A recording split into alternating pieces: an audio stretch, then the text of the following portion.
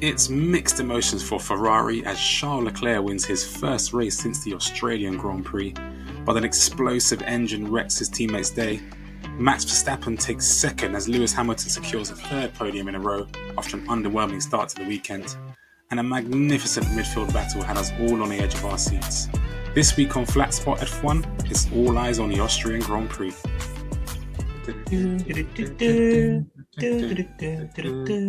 Down.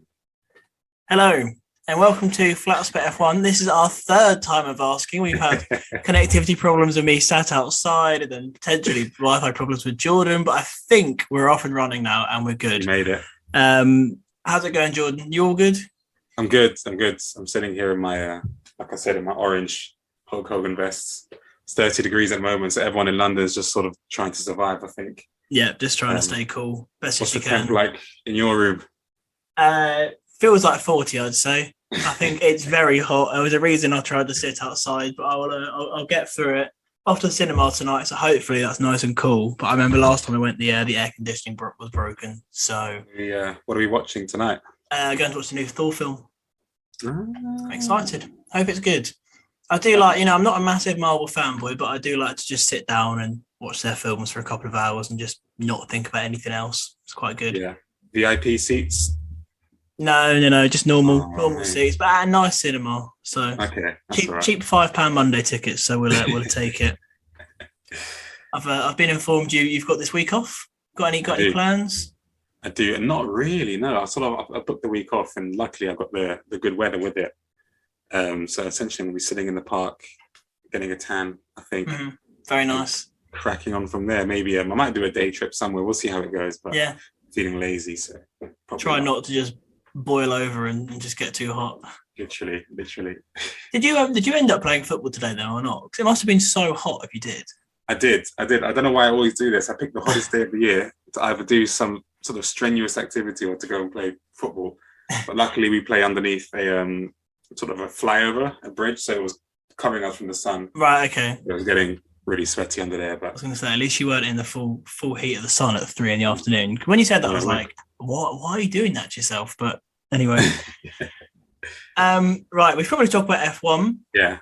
Austrian Grand Prix, sprint race weekend. Got so much to talk about. Let's jump straight into our man of the matches. So Jordan, who was your man of the match for Austria? I have gone with the main man himself, Mick Schumacher. I've given him my man of the match as he's had a bit of a tough time in F1 since he sort of joined the Team Haas. Sort of took him 31 races to get his first points finish, which was last week. And then he sort of built on that with a sixth place finish. And it wasn't just sort of one of those sixth place finishes where you get a bit of luck and you get a safety car. He really, really drove well, and he's holding up Lewis Hamilton in both the sprint and in the race. It took a really good move by Hamilton on the corner to get him because he couldn't cope with him on the straight. Mm-hmm. And yeah, I'm just really happy for him. I feel like he deserved it. He's a really good driver, and I feel like he's sort of got something to build on now. He's got that monkey off his back. Yeah. And he's good to go into France, I think, get another good result, and then can build from that, I think. Were you impressed with him? Yeah, no, I was very impressed. I think the fact he got his first points in Silverstone has meant he has his confidence that he's just bringing through. He was disappointed after the sprint race to be stuck behind K-Mag for so long, and he expressed his frustrations with the team. I saw some things on Twitter. It's kind of like comparing him with his dad and like his facial reactions to him being angry, which I thought was quite cool. But he was fast in K-Mag on the Sunday, got a great P6. It's a great result for Haas with them getting P8 as well. But now I think it's great to see him finally sort of living up to the expectations that he had when he first joined the sport. Yeah, and I think there was quite like a sweet moment at the end. He's having an interview, and then I think the interviewer told him he got driver of the day. Yeah, and he was so happy. It looked like he was happier than that than he was with his points finish. Yeah, I saw that. No, that was quite nice. Yeah, it's good to get some recognition sometimes. So happy for him. Yeah, I just think for him, obviously, he knew his capabilities and what he could do. I mean, he won the F2 championship quite convincingly, so he knew how good he was. I think, obviously, last year's car wasn't great, and then it's taken him a bit of time to get into his groove. But now he's there. Hopefully, the good fortune and races continue for him. Yeah, I'm looking forward to France because little sneak peek to my predictions, but we won't spoil that yet. Yeah, we'll get there at the end. Who was your man of the match, Harry? Well, there'll be absolutely no surprises here, but my man of the match was, of course, Sir Lewis Hamilton. Once again, I just think he obviously had a strange error in qualifying. I mean, both Mercedes caught out by the wind or whatever, just had strange crashes. So I remember just thinking, right, can we see the laps now? And there's another red flag. I was like, just why is quality not ending it? It was just a bit like, come on. But difficult time in quali, and then a difficult time in the sprint race. Had not a great start, was kind of muscled out a bit. And then, as you said, was stuck behind Mick Schumacher for so long, but redeemed himself in the Sunday. Went from P8 to P3, obviously helped out by Carlos's engine blowing up, which we'll talk about later, but he was there when he needed to be there. Very clear P3 for him. I think it was just a classic Lewis Sunday, really. It was. I was really, really impressed. By the way, just a bit of a side note, you're banned from having Lewis as your man of the match next week. There are another 19 drivers, Harry. You gotta... if he wins France, I'm not allowed to man of the match him, no? No, sorry. Unfortunately. Lewis it was a really good, like as we said in the hook, it was an underwhelming sort of start to his weekend. Like you said, he had the strange crash in qualifying, and I think I texted you and I said I haven't seen Lewis sort of crash like that in a long, long time with sort of no one around him and no contact. But had an okay sprint and then an average start to the race, but then he really kicked on and then sort of got a bit of luck, of course, with the Sainz engine. Yeah. But a deserved podium again, his third in a row. Yeah. And he seems a lot happier with that car now, which bodes well for the next race. So hopefully, sort of as Brits and as fans of Mercedes, you want to see both of them do well. Mm-hmm. And it's a much better race, I think, when Lewis and sort of Mercedes is flying around the track. So yeah, we can build on that. I think the car is obviously getting better. They said that Austria wouldn't really suit Mercedes, and they got the best team result overall. So that was good. I think, as I said to you via text, the last time Lewis crashed like that was in Imola last year, obviously when he had the title pressure and all the rivalry around Max, and when he crashed off sort of into the barrier in the wet conditions. But he wasn't really under any pressure like that this time. So it did just seem like an odd error for him to make. But good to see Mercedes back on track. Great to see Lewis, back up there again, hoping he can go for a win some point soon in the season. He needs to get one to keep that record up. So let's hope he can do that. I think he's the type to sort of pretend that record doesn't mean much to him, but we all know he wants that. It really does mean a lot. Yeah, it does. Oh, I think all these records mean a lot to him, and he's just like, nah, they're just numbers, but he cares. He cares for sure. Right, I'm going to go on with my dick of the day because it's more driver focused, and then we can move on to sort of like another topic with your one. Yeah. So I've gone for sort of two dick of the days, but I'm going to stick with Pierre Gasly as my main dick of the day. But my other one is Alex Albon. Both of them had pretty messy weekends. Albon was involved in lots of incidents in the sprint race. Gasly was involved with, I think, 2 Vettel incidents. I can't say that word. One in the sprint race, one in the main race. He got a 5-second penalty for his one in the race. Just, I think, sloppy driving. He finished 15th overall, Gasly. Not a great race for him. Yeah, pretty much ruined Vettel's race completely. Not that he had much going for him because he started from the back anyway. I think for both of them, it was just pretty poor driving standards for, who you'd consider are decent drivers. Yeah, I feel like that's sort of Gasly's second incident in a row now, isn't it? Even though the Silverstone one was pretty much, a lot of it was George Russell as well, who turned into him. But Gasly shouldn't really be flying into a gap that was closing quite quickly. But you don't expect that from them. And I think AlphaTauri having a bit of a hard time at the moment with Tsunoda's way off form. Gasly's not in a great of form at the moment, so they need to sort of get themselves together because they've got a good car there, I think. So it'll be good to see some good driving in that good car. Yeah, I mean, AlphaTauri always seem to have a decent car because they are, powered by Red Bull powertrains, which is probably the best engine on the grid. They use Red Bull's chassis and some elements from like previous years. Not that they would have done that this year, but they can have some of that knowledge that Red Bull have and pass it down to them. So they've always got a decent car. They're one of the top midfield teams, but I think both drivers need to up their game a bit so they can maximise the potential of it. Yeah, 100% agree with you there. Right, let's move on to your dick of the day, something a bit more sort of somber than the racing itself. Yeah, well, my dick of the day, I wanted to touch on this. I don't want to spend too much time on it because it is an important issue, but I don't want to give these fans, or whatever you can't really call them fans, too much sort of daylight or airtime. But my dicks of the day are these sort of idiotic fans who marred the event and ruined the event for probably a lot of people there that were just there to enjoy themselves. And there were some sort of really horrible stories of sort of sexual harassment, racism, homophobia, and everything else in between. Stories of sort of women having their skirts lifted up and being told that they don't belong in the sport if they support Mercedes. And I sort of, we all understand rivalries within sport. Mercedes and Red Bull have a rivalry. It's okay when it's pantomime and there's boos and there's cheers, but when it sort of gets to that level, then it's really, really beyond out of order, and they really need to start clamping down on it, because I think it's one of the things we're going to touch on in a bit.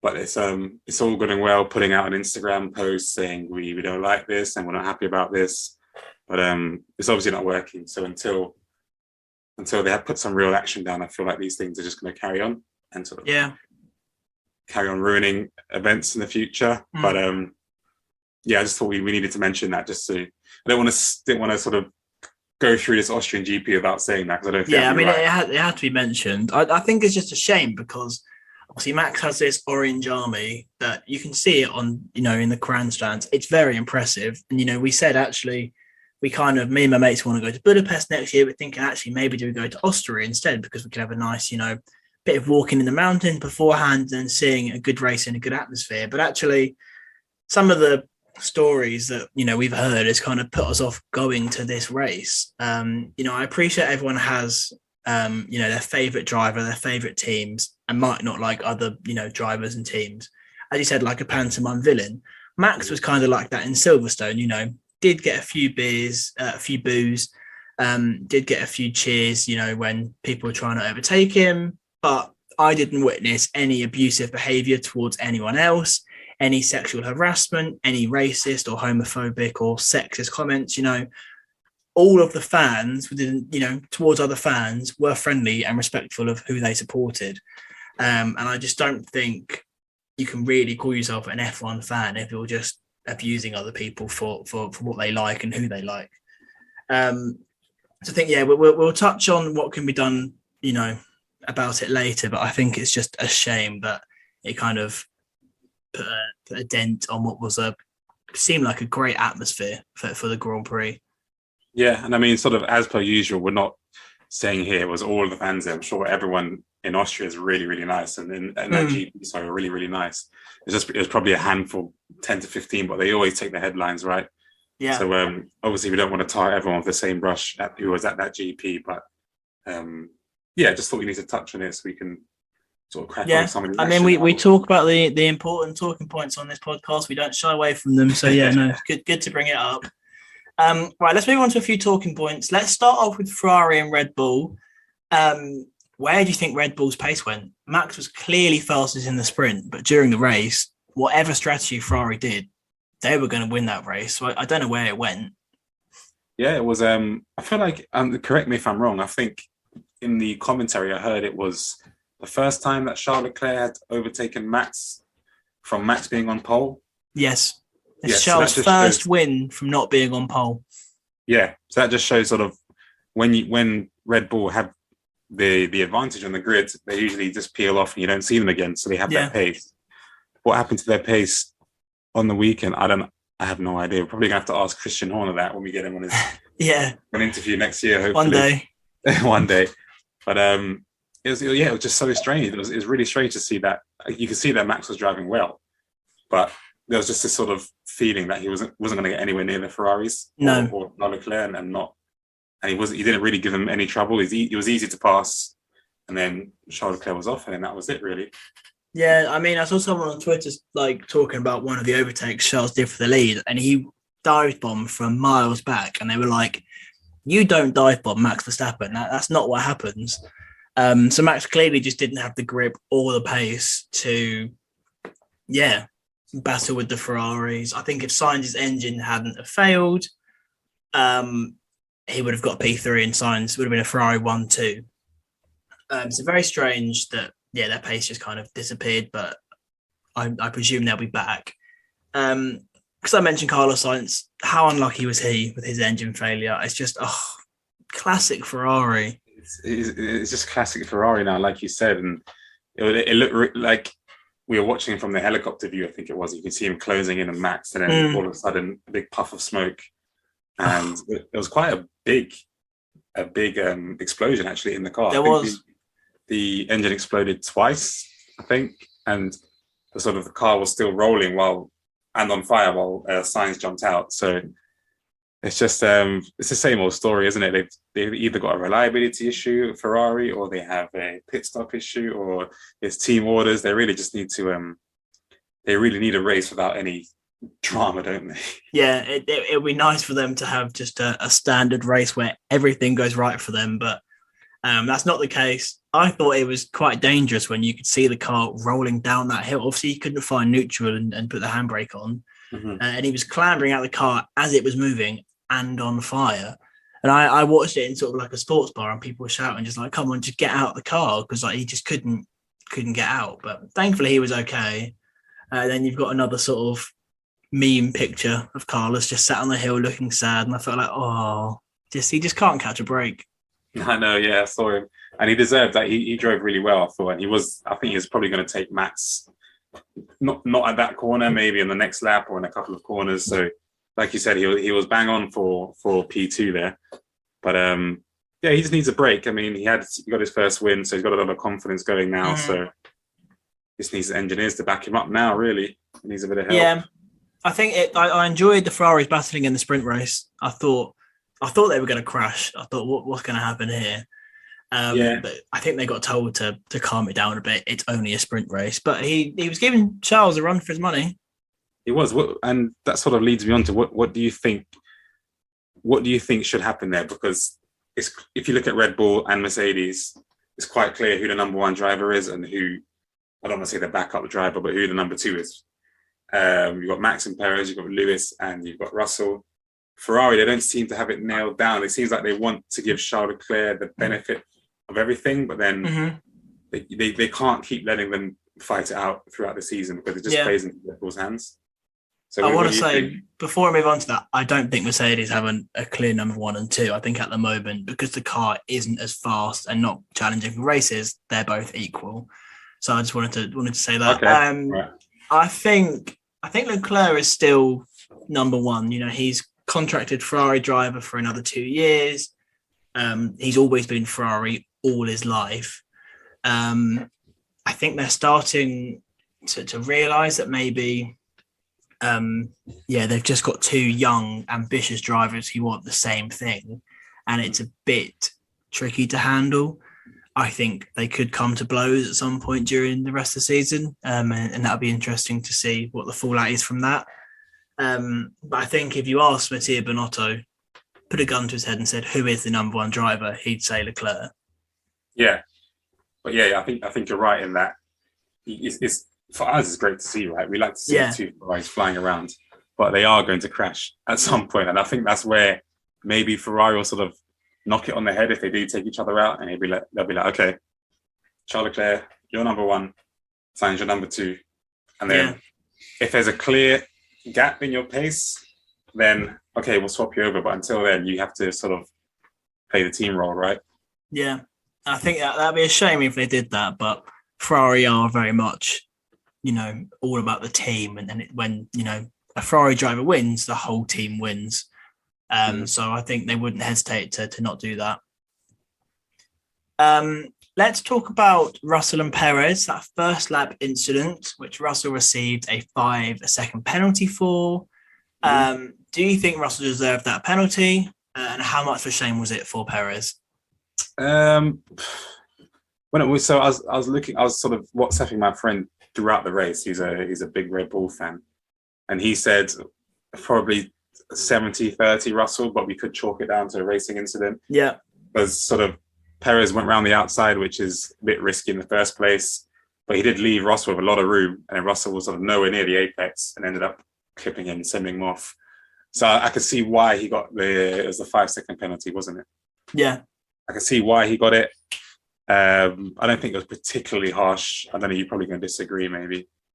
But yeah, for Perez, it was a real shame because he's sort of off the back of a couple of good results recently. It would have been nice to see him up there with the other Ferraris and his teammate Max. And then they just retired the car in the end, didn't they? Just because I think there was too much damage. Yeah.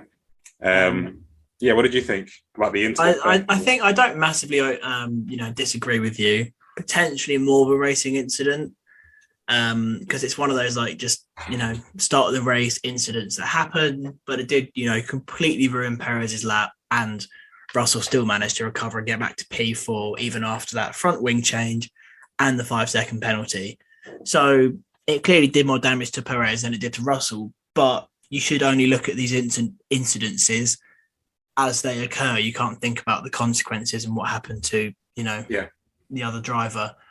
So I think a racing incident would have been fair, or would have been fairer, but I'm not too annoyed that Russell got the penalty. I thought, really unfortunate for Perez. He had a pretty amazing sprint race going from P13 to P5, which meant he was really in the mix. Yeah. If he hadn't, had that incident with Russell and didn't crash out, I think he would have been challenging, for a podium place quicker than Max. I don't know. Maybe. Max just seemed to struggle with grip and everything and the balance of the car. So maybe Perez could have actually been faster than Max and maybe challenged the Ferraris. Not sure. But it was a shame because we just never know, what would have happened. Yeah, and it was, I sort of feel like we're all scarred from all the last season, all those sort of, was it a racing incident? Is it whose penalty? Is it between Max and Lewis? We don't know what's what anymore, do we? So, it looked, I agree. It could have gone down as a racing incident, but wasn't surprised to see the 5-second penalty, I don't think. No. It's just one of those ones. Right, let's just move on to a quick on this day. So, classics. This is one of just a short little segment. So, on this day, July the 11th, when we're filming this, it was the chaotic 1999 British Grand Prix. 2 drivers stalled at the start of the race, so they had to red flag. And then during that red flag, Michael Schumacher lost his brakes, crashed into Stowe, and actually there was quite a heavy impact, and it caused him to break his leg. Because of this crash, Michael then missed the next 6 races, which effectively ended his championship's hopes for the 1999 season. The race was won by David Coulthard after a pit stop error cost Mika Häkkinen the win because one of the tyres wasn't on properly. It seemed, I was reading back on it, and it seemed like it was quite a chaotic race. Damon Hill finished 5th on what would, I think, be one of his last British Grand Prix, and I think that was quite a good result for him. And you just think, without that crash, would Michael be an 8-time world champion? I'm not sure. Potentially. I think I watched these. I went down a sort of like YouTube Formula One rabbit hole, and I feel like I stumbled upon these highlights on YouTube. I think it was a British one too. I think Eddie Irvine was second in the Ferrari. Right. Okay. And yes, it was just a manic race, sort of similar to the start that we had in Silverstone this year. Michael Schumacher breaking his leg. Yeah, most likely you can't bet against Schumacher. You can presume that if he was in these races, he's going to win them, right? Yeah. But, or at least challenge.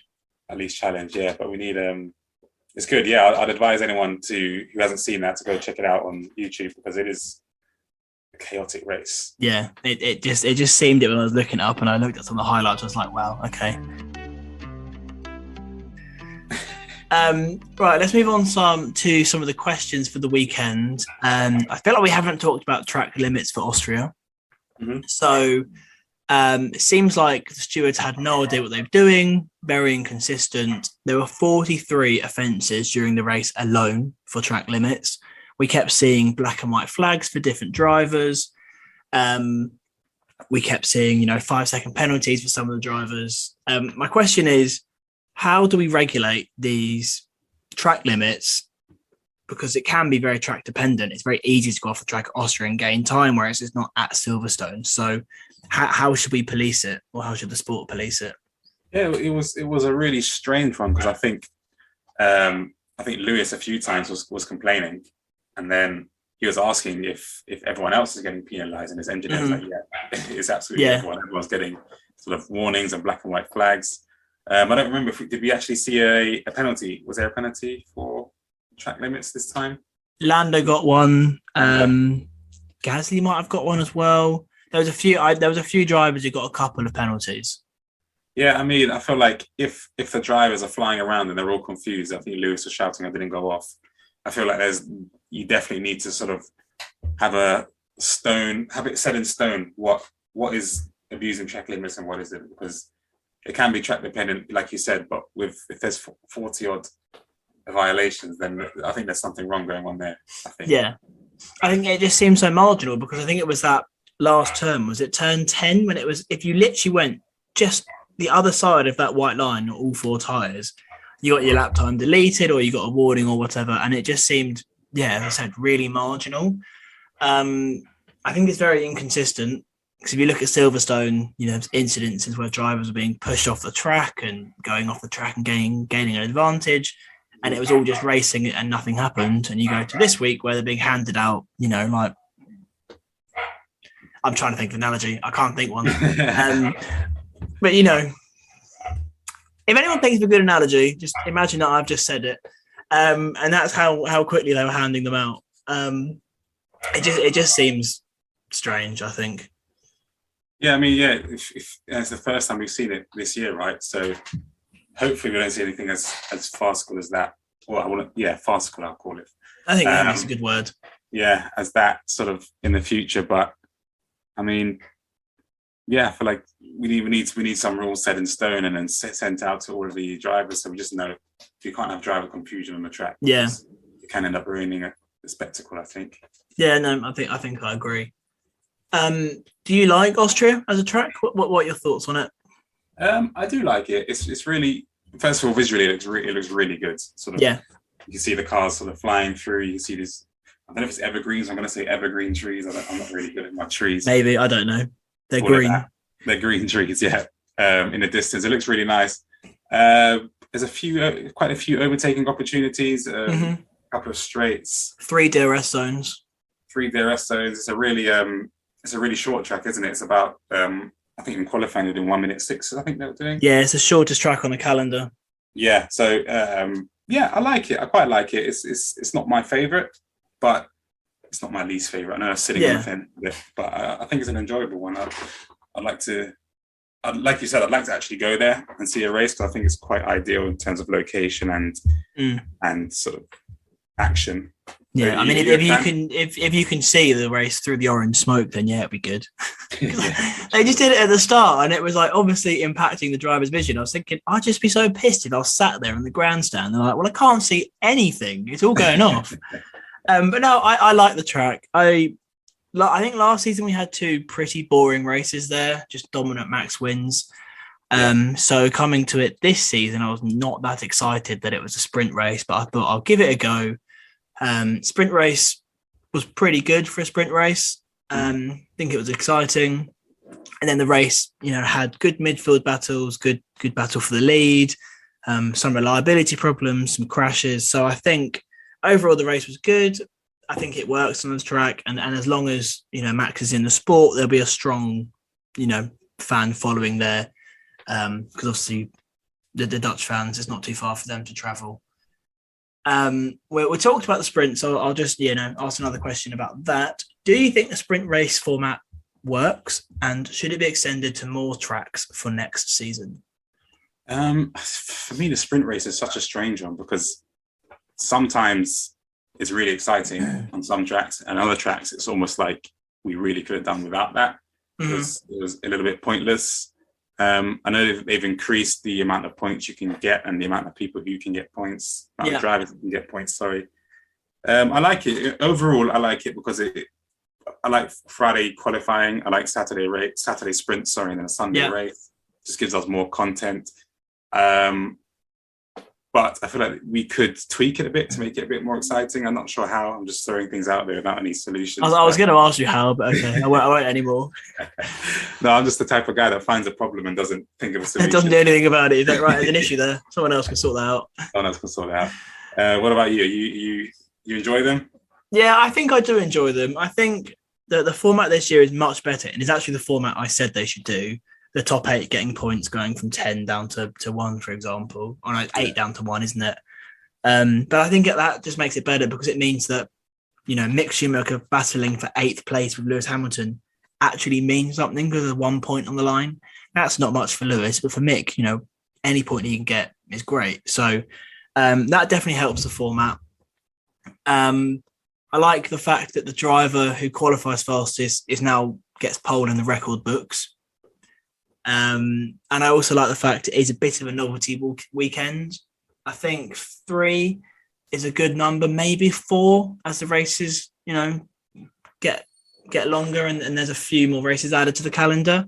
Yeah. I just think it spices up the weekend. It's a bit of variety. You're looking forward to it. You think, oh, that's a sprint race weekend. There's, as you said, extra content, extra meaningful sessions that I think, helps to engage some of the maybe drive to survive, as we could call it, because they get more races. So yeah, I feel like it's one of those because we're a little bit used to it now because of last season. I feel like it's something that if it does go well, we'll be like, oh, I wish we had some sprint races. Yeah. So I enjoy overall. I enjoy them. I think they could do a bit of tweaking maybe to make them more exciting, like I said. But all good on my end. I don't want to do away with them. Yeah, no. I think we should. They're good to keep. Non F1 question: Is it dinner time for your dog? I can just hear. Is it he? No, it's a mixture. My dog has been barking for about 30 seconds, and he set off the neighbour. Unfortunately, right. Okay. He's gone crazy. So we'll try and edit him out. But we got a cat feature last week. We got the dog feature this week. It's just like a zoo at Jordan's house. We live in a zoo over here. Yeah, bit of a farm going on. Right, a couple more questions, sort of maybe stuff to do off the track. So we'll go back very quickly about the behaviour of the fans in the grandstand. What can be done to sort of stop this behaviour? Is it the messaging needs to be clearer? Because, it's all well and good saying, yeah, you've got a lifetime ban for your actions or whatever, but still doesn't mean other people come in next year and do exactly the same thing. So what is the best way to stop it? It's a difficult one, like we said earlier. I think so. We've seen it in not almost all sports, but a lot of sports. You get it in rugby, you get it in football, where they issue lifetime stadium bans, but people find their way in, and then there's another 100 people that will come in and replace them and do the same thing. I think the only thing really we can do is really harsh punishments. I mean, you can only single people out so many times before. Like I said, they're going to get replaced. So you throw someone else out, and another person will come in and do the same thing, for example. So if we get some harsher punishments going, I think it might deter people a bit more. Yeah. Because if you're so brazen with it, and to do something as silly as that in public in front of thousands of people, obviously means you're not scared of the punishment, right? Yeah, exactly. So, what were your thoughts? I think I agree with you. I think a harsher punishment would be a deterrent. I think people need to actually realise that F1 will do something about it, because right now, they send out a message, and all the teams will send out a message saying they condemn it and everything, and then you actually don't hear about any of the consequences. So maybe if we heard about them, other fans heard about them, it would deter them to do it, and probably change the messaging around it, and they think, oh, actually, what I'm doing is wrong. I shouldn't do this. And it's obviously all about education as well, educating these fans that what they're doing is wrong. But I understand that some people, the message will just probably never get through to them, and that's when their punishment is needed. I think I said earlier, it's just a shame, but we need to see what can be done. Yeah, I think there's also just last point on that. There's also an onus on the crowd as well, the people around you to say something. I know it was really good that they got reported, because that can often happen without anything being reported. So good on the people that sort of stood up to them and Yeah, the police or the stewards or whoever. I think More of that's needed. yeah, as you said, it's good that people did that. It might have been quite scary at times to actually stand up to the people who were doing it, but I think, yeah, as you said, good on the probably the majority of the fans who did that and stood up. Mm-hmm. So final question is a bit more of an open one, but is there becoming a bit of a divide between the FIA and the drivers? We obviously had all the track limit issues that were over the weekend. We had, I don't know if you heard about Vettel's weird incident where he stormed out of, well, I don't think he stormed out. I think he left the drivers' meeting when they'd only been in for like 20 minutes because they were talking about something irrelevant. And he was kind of like, what's the point of me being here? He left. There was a subsequent statement from the FIA saying that this is not how role models should behave. He was handed a $25,000 fine, or a €20,000 fine, sorry. Which is just funny because if you think about sport role models and F1 ambassadors, Sebastian Vettel is one of the biggest ones. So there was that incident, and then actually was found out after the race that all top three drivers, so Leclerc, Max, and Lewis, received €10,000 fines for having their physios in the Parc Fermé conditions. Now, obviously, they probably didn't know that that was an issue because all three of them had their physios in their conditions, so all three of them got the fine. But it just seems like there's becoming a bit of disparity between the governing body of the sport and the drivers. I don't know what you think about it all. Yeah, it looks like, yeah, there's definitely a sort of a chasm there. It was sort of where maybe let's go on again. Maybe he's pissed drivers, at the FIA. I don't blame him. That's what it is. The FIA is pissing him off. Yeah, so some drivers maybe they didn't know. Maybe they thought I'm going to bring my physio in anyway because I don't really care. I'll take the £10,000 fine. Maybe there's a bit about sort of what happened last season that maybe they lost a bit of respect, the FIA, and there's definitely something going on there because that's a hefty fine for Seb Vettel for walking out of a meeting. I mean, that's probably we've seen lesser fines for some dangerous driving, for example. Like that hefty comments as well. I think the way they described it just seemed a bit out of the ordinary.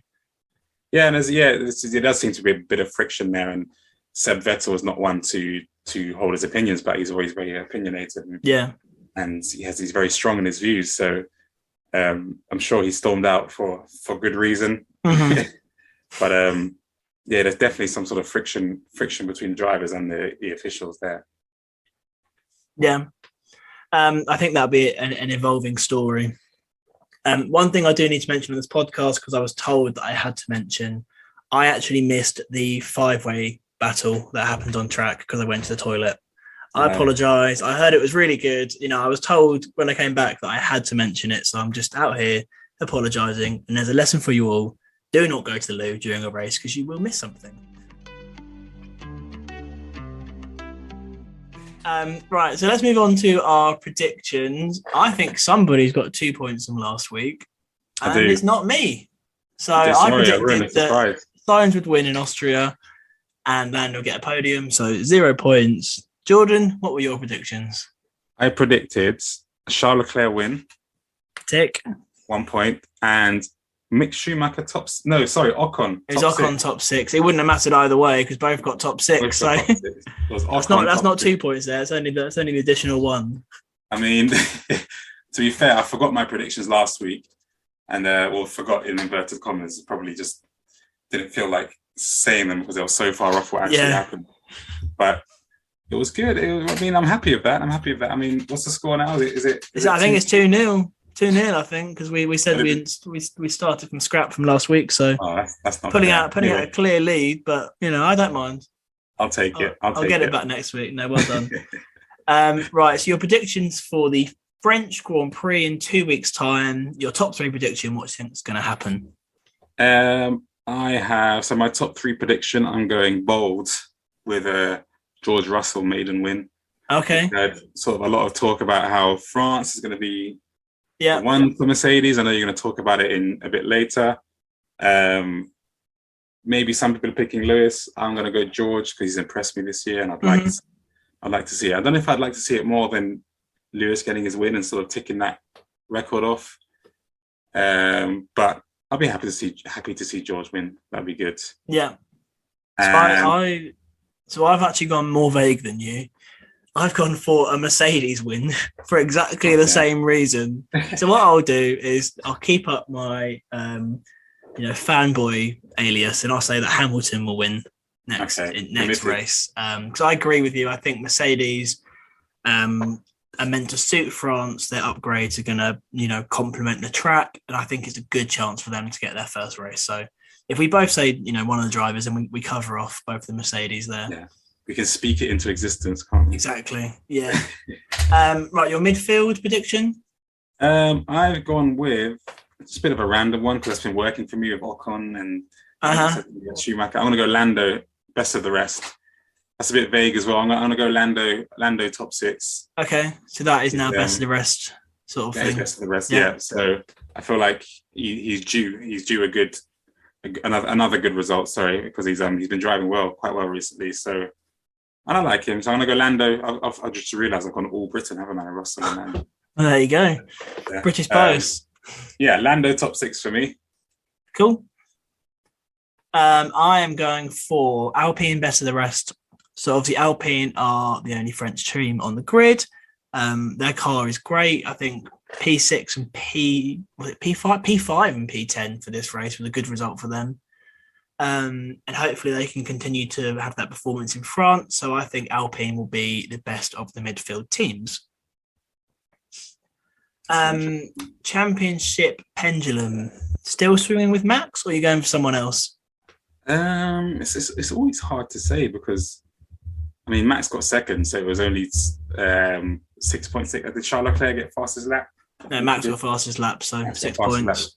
So there we are. Yeah, it's just the 6 point swing. So it wasn't too much of a dent because Max has got quite a big lead there. Yeah. The worrying thing for him would be that the Ferrari was quicker. Throughout the race. So I don't think that's quite enough to say that's a momentum swing in Ferrari's way. So I'm still saying Max has still got the impetus, but it gives Red Bull something to think about for sure. Mm-hmm. Yeah, I think I agree. Max is still 38 points ahead of Leclerc. There were points last season where Max had such a big lead and it was sort of, diminished, but Red Bull have had their fair share of reliability and problems this season. So I don't think that's happening anytime soon. So I think it's still firmly in Max's hands, but Ferrari getting faster means it will only get closer, which is good. Yeah, that's the thing. It's one DNF and one Charles Leclerc win. So one Max DNF and one Charles Leclerc win away from being. And then it's back in the hunt. So yeah, you never know, but we'll see what happens. See how it goes. Cool. I think we got there. The dog barking, the connectivity problems, the heat. We've made it through the podcast. Oh, as always, a pleasure to talk to you. You looking forward to France? I am. So it's a good track. I've been on my PlayStation practicing France on the F1 game, so I know all the corners. I'm going to be an expert. It's not next week, is it? It's in a few weeks. Couple of weeks' time, 24th. 24th of July. So I always like France. It's always good to go to that track, to watch that track. So I'm excited. As am I. Cool. Well, we will put this out onto everyone's favorite streaming platforms, and please follow our Instagram. I'm not going to say it again, but just search in Flatspot F1 and you'll find us. Cool. Speak to you then. Bye.